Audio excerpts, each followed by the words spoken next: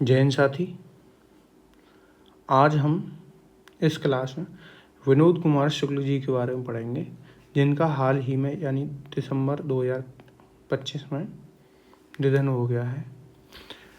हम इनके बारे में थ्योरी पढ़ेंगे और फिर कुछ MCQs लगाएंगे इस क्लास में। ये इसलिए महत्वपूर्ण है क्योंकि इनको ज्ञानपीठ पुरस्कार और साहित्य अकेडमी पुरस्कार मिला और इनको बहुत सारे अन्य पुरस्कार भी मिले हैं। और 2026 में होने वाली किसी भी परीक्षा में जिसमें हिंदी आती है या हिंदी नहीं आती है तो करंट तो लगभग हर परीक्षा में आती ही है, उसके लिए ये महत्वपूर्ण रहेंगे और 1 या 2 क्वेश्चन आने की संभावना रहेगी। तो चलिए शुरू करते हैं। पहले इनका एक छोटा सा परिचय। विनोद कुमार शुक्ल जी का जन्म 1 जनवरी 1937 को उस टाइम के मध्य प्रदेश और आज के छत्तीसगढ़ में हुआ। उन्होंने अपनी शिक्षा जबलपुर यूनिवर्सिटी से पूरी की कृषि विज्ञान में। ये चीज़ें देखने वाली है कि राइटर हिंदी के हैं लेकिन एजुकेशन कृषि विज्ञान में थी। और इंदिरा गांधी कृषि विश्वविद्यालय रायपुर में ही सह प्राध्यापक के रूप में रहे और 1996 में इनका रिटायरमेंट हो गया। चलो, साहित्यिक यात्रा इन्होंने देखो कविताएं भी लिखी, कहानियां भी लिखी और उपन्यास भी लिखे। इनकी पहली कविता है लगभग जय हिंद और इनका पहला उपन्यास है नौकर की कमीज, जिसमें 1999 में फिल्म भी बनी। अब इनकी हम कुछ महत्वपूर्ण कविताएं पढ़ते हैं। जैसे लगभग जय हिंद 1971 में, वह आदमी चला गया गरम कोट पहनकर विचार की तरह 1981 में, सब कुछ होना बचा रहेगा 1992 में, अतिरिक्त नहीं 2000 में, कविता से लंबी कविता 2001 में, आकाश धरती को खटखटाता है 2006 में, 50 कविताएं 2011 में, कभी के बाद अभी 2012 में, कभी ने कहा चुनी हुई कविताएं 2012 में और प्रतिनिधि कविताएं 2013 में। अब हम इनके कुछ उपन्यास पढ़ेंगे। नौकर की कमीज इनका पहला उपन्यास, जिस पर 1999 में फिल्म भी बनी। खिलेगा तो दिखेगा 1996, दीवार में एक खिड़की रहती है 1997, जिसके लिए इनको साहित्य अकेडमी पुरस्कार भी मिला 1999 में। हरी घास की छप्पर वाली झोंपड़ी और बौना पहाड़ 2011 में, एक चुप्पी जगह 2018 में। इनके कुछ कहानी संग्रह हैं, जैसे पेड़ पर कमरा 1996 में, महाविद्यालय 1998 में, एक कहानी 2021 में, घोड़ा और अन्य कहानियाँ 2021 में। इनकी कहानियों के भारतीय भाषाओं के अलावा अन्य भाषाओं में भी अनुवाद हुए, जैसे फ्रांस और अंग्रेजी में। कुछ अनुवादित नाम मैंने यहाँ पे लिखे हैं, जैसे the servants shirt 1999, a window lived in the wall 2005 में, वंस इट्स फ्लावर्स 2014 में, memories from the green grass roof, blue is like blue. Blue is like blue के लिए 2020 में इनको मातृभूमि पुरस्कार प्राप्त हुआ है। चलो, इनको मिलने वाले कुछ महत्वपूर्ण पुरस्कार हैं जो मैंने यहाँ पे लिख दिए हैं, क्योंकि इससे प्रश्न ऐसे बन सकता है कि निम्न में से कौन सा पुरस्कार इनको नहीं मिला है। गजानन माधव मुक्तिबोध फेलोशिप मध्य प्रदेश सरकार, रजा पुरस्कार मध्य प्रदेश कला परिषद, शिखर सम्मान मध्य प्रदेश प्रशासन, राष्ट्रीय मैत्री शरण गुप्त मध्य प्रदेश प्रशासन। ये इसका मतलब है के द्वारा, यानी मध्य प्रदेश शासन के द्वारा। यहाँ पे मध्य प्रदेश कला परिषद के द्वारा, मध्य प्रदेश शासन के द्वारा, मध्य प्रदेश शासन के द्वारा। दयावती मोदी कवि शिखर सम्मान मोदी फाउंडेशन के द्वारा। साहित्य अकेडमी पुरस्कार 1999, ये दीवार में एक खिड़की रहती है उपन्यास के लिए दिया गया उपन्यास। ये क्वेश्चन बनता है कि किस विधा की रचना है, तो ये उपन्यास है।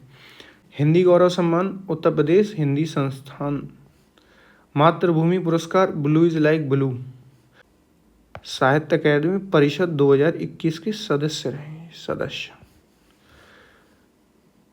नाबोको पुरस्कार 2023 अंतर्राष्ट्रीय साहित्य के लिए और 59वां ज्ञानपीठ पुरस्कार 2024 में। साहित्य के क्षेत्र में दिया जाने वाला सबसे बड़ा पुरस्कार है भारत में ज्ञानपीठ। इनके कुछ और महत्वपूर्ण बिंदु हैं जो मैंने लिख दिए हैं, आप खुद पढ़ लेना। लेकिन एक चीज़ ये है कि इनके उपनाम हो सकता है इनका, कहीं पे ऑफिशियली मुझे मिला नहीं है कि इनका उपनाम है, लेकिन संभवतः हो सकता है, तो ये आप पढ़ लेना। उनकी रचनाओं में निम्न और मध्यम वर्ग का जीवन एकांत चुप्पी और संवेदना के रूप से दिखाई देती है। यही कारण है कि उन्हें चुपचाप बोलने वाला बड़ा लेखक कहा जाता है। ये हमारा टेलीग्राम चैनल है। इस QR कोड को स्कैन करके आप इस टेलीग्राम चैनल को ज्वाइन कर सकते हो, या इस नाम को सर्च करके भी आप टेलीग्राम चैनल को ज्वाइन कर सकते हो। मैं इस वीडियो के डिस्क्रिप्शन में भी लिंक डाल दूंगा, जिस पर क्लिक करके आप टेलीग्राम चैनल ज्वाइन कर सकते हो। इस क्लास की PDF यानी ये वाली PDF इसी टेलीग्राम चैनल पर मिलेगी, और इसी टेलीग्राम चैनल पे हम PYQ क्विज भी डालते हैं। यहाँ तक साथी हमारी थ्योरी कंप्लीट हो गई। शुक्ल जी का निधन 23 दिसंबर 2025 को हो गया और 1 जनवरी 2037 को जन्म हुआ था। अब बारी है MCQs की, तो हम थोड़े MCQs डिटेल में डिस्कस करेंगे। जैसे नौकर की कमीज उपन्यास के लेखक कौन हैं, तो आपको पता है विनोद कुमार शुक्ल हैं। इसमें 3 नाम और हैं, तो थोड़ी थोड़ी जानकारी मैं आपको उसके बारे में दे देता हूँ। देखो, निर्मल वर्मा, कब्बे और काला पानी, कब्बे और काला पानी, इसके लिए इनको मिला भैया साहित्य अकेडमी पुरस्कार 1985 में। क्या? साहित्य अकेडमी पुरस्कार 1985 में।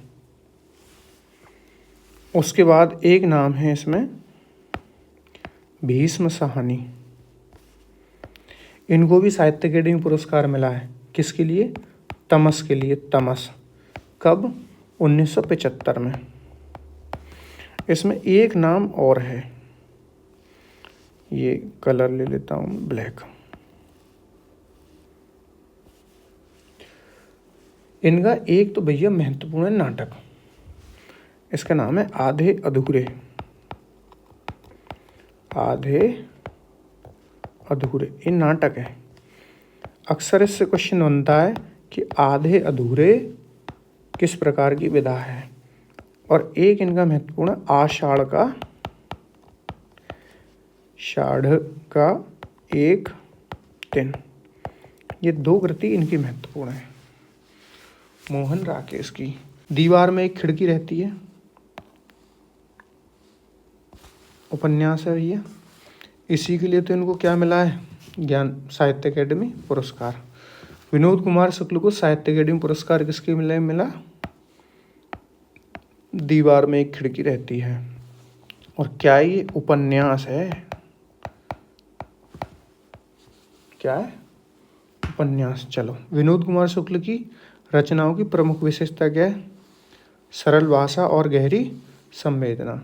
अगला क्वेश्चन, पेड़ पर कमरा किस लेखक की रचना है? ये है भैया विनोद कुमार शुक्ल की। और यहाँ तक यानी क्वेश्चन नंबर 5 तक ये थे PYQ। ठीक है, आगे एक्सपेक्टेड क्वेश्चन है। चलो, इसमें भी 2 नाम है, तो मैं बता दूं, अमरकांत ये इन्हीं हथियारों से।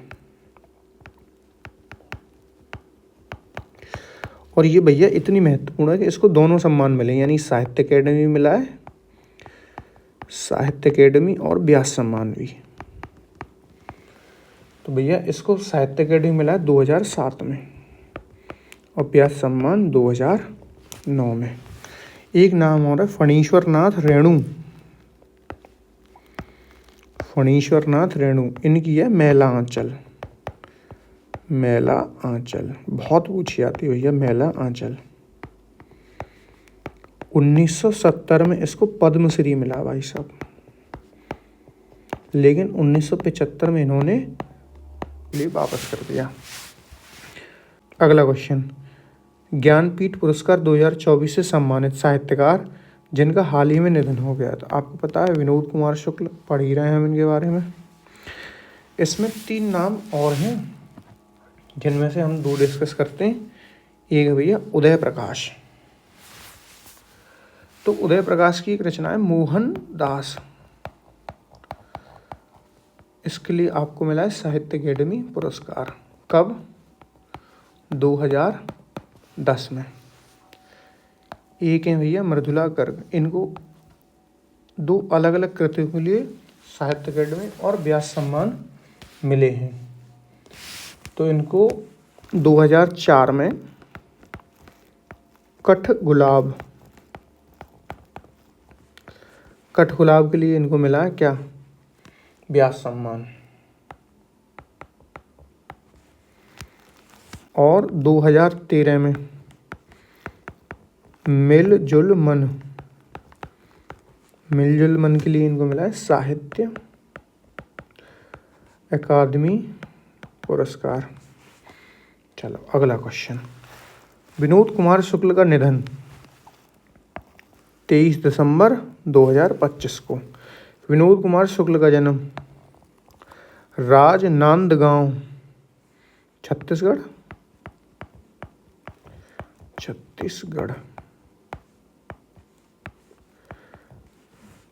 अगला क्वेश्चन। विनोद कुमार शुक्ल को 59वां ज्ञानपीठ पुरस्कार 2024 में।